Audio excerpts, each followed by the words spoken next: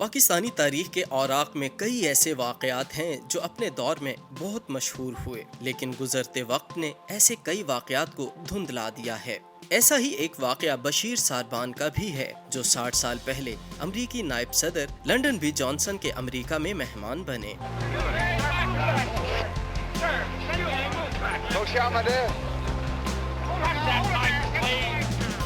20 مئی 1961 کو امریکہ کے اس وقت کے نائب صدر لنڈن بی جانسن کراچی پہنچے تھے۔ ان کا قافلہ ڈرگ روڈ پر ہوائی اڈے سے ایوان صدر کی طرف رواں دواں تھا۔ سڑک کے اطراف ان کا خیر مقدم کرنے والی عوام کا ہجوم تھا۔ اسی دوران انہیں اچانک ایک اونٹ گاڑی نظر آئی اور وہ اپنے قافلے کو رکوا کر گاڑی سے اترے، سیدھے اس گاڑی کے مالک کے پاس پہنچ گئے جس کا نام بشیر احمد تھا۔ ترجمان کی مدد سے ہونے والی گفتگو میں لنڈن بشیر کی سادگی سے بہت متاثر ہوئے اور انہیں دوست بناتے ہوئے امریکہ آنے کی دعوت دے دی۔ مدت ہو گئی آپ سے ملے ہوئے، یہی انتظار تھا کہ خداوند کریم کب ملائے آپ سے۔ اس موقع پر امریکی نائب صدر نے بشیر کو بال پوائنٹ بھی تحفے میں دی۔ بشیر امریکی نائب صدر سے اس اتفاقیہ ملاقات کو شاید بھول جاتے، مگر اگلے دن تمام پاکستانی اخبارات میں ان کی خوبصورت تصاویر چھپی ہوئی تھی۔ راتوں رات وہ پاکستان کے ایک بڑے آدمی بن گئے تھے۔ چند دن بعد ایک اخبار میں امریکی نائب صدر کی تعریف میں ایک کالم چھپا، جسے ترجمے کے ساتھ امریکی نائب صدر کو بھجوا دیا گیا۔ کالم پڑھ کر لنڈن بی جانسن کو کراچی کا اونٹ گاڑی بان اور اس کو دی گئی دعوت یاد آ گئی،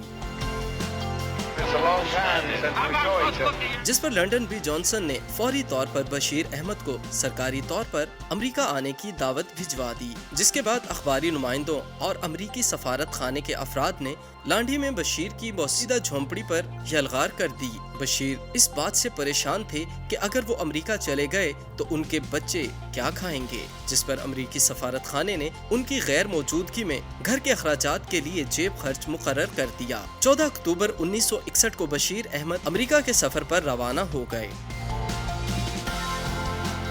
سفر پر روانگی سے قبل حکومت پاکستان نے بشیر احمد کے ملبوسات پر خصوصی توجہ دی اور انہیں 3 شیروانیاں اور ایک جناح کیپ تحفے میں پیش کی۔ حکومت نے لنڈن بی جانسن کو پیش کرنے کے لیے کچھ تحائف بھی ان کے ہمراہ کر دیے۔ بشیر احمد جب امریکہ کے لیے روانہ ہوئے تو امریکی سفیر انہیں ہوائی اڈے پر چھوڑنے آئے۔ بشیر لنڈن سے ہوتے ہوئے امریکہ پہنچے۔ لنڈن اور نیو یارک دونوں مقامات پر بشیر ساربان کو سرکاری مہمان کا پروٹوکول دیا گیا۔ امریکہ میں ان کا استقبال کرنے والوں میں امریکہ میں پاکستان کے سفیر عزیز احمد بھی شامل تھے۔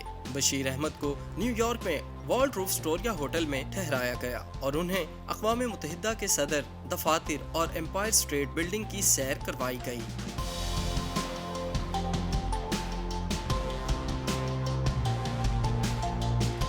ان کی ملاقات امریکہ کے ایک سابق صدر ہیری ایس ٹرومین سے بھی کروائی گئی، جو بشیر احمد سے مل کر بہت خوش ہوئے۔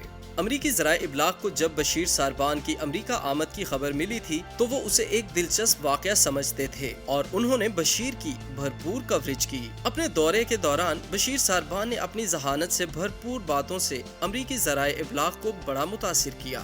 ابراہم لنکن کی یادگار پر انہوں نے کہا، جب کوئی شخص اپنے ملک کے لیے جان قربان کر دیتا ہے اور ملک اس کی خدمات کو سراہتا ہے تو ایک ایسی ہی یادگار بنا دی جاتی ہے جو قیامت تک قائم رہتی ہے۔ کانگریس کے دورے کے دوران بشیر کا کہنا تھا، ایک دماغ غلطی کر سکتا ہے لیکن بہت سے دماغ مل کر غلطی نہیں کر سکتے۔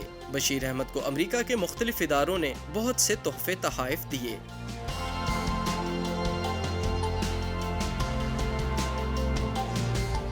لنڈن بی جانسن نے بشیر ساربان کے بیٹے کے لیے ایک سپورٹ سائیکل بھی بطور تحفہ پیش کی۔ لنڈن بی جانسن نے سفر کے اختتام پر بشیر ساربان کو عمرہ کروانے کی پیشکش کی۔ بشیر ساربان لنڈن بی جانسن کی اس عنایت پر اشک بار ہو گئے اور انہوں نے امریکی نائب صدر کی پیشکش قبول کر لی۔ سن 1971 میں جب ضیاء محی الدین نے پاکستان ٹیلی ویژن سے اپنا مشہور شو شروع کیا تو انہوں نے اس پروگرام میں بشیر ساربان کو بھی مدعو کیا۔ انہوں نے بشیر ساربان سے پوچھا کہ انہوں نے پاکستان واپس آ کر اونٹ گاڑی چلانا کیوں چھوڑ دیا ہے، تو بشیر ساربان نے بے ساختہ جواب دیا کہ مجھ سے جانسن نے کہا تھا کہ پاکستان واپس جا کر میری پوزیشن کا خیال رکھنا۔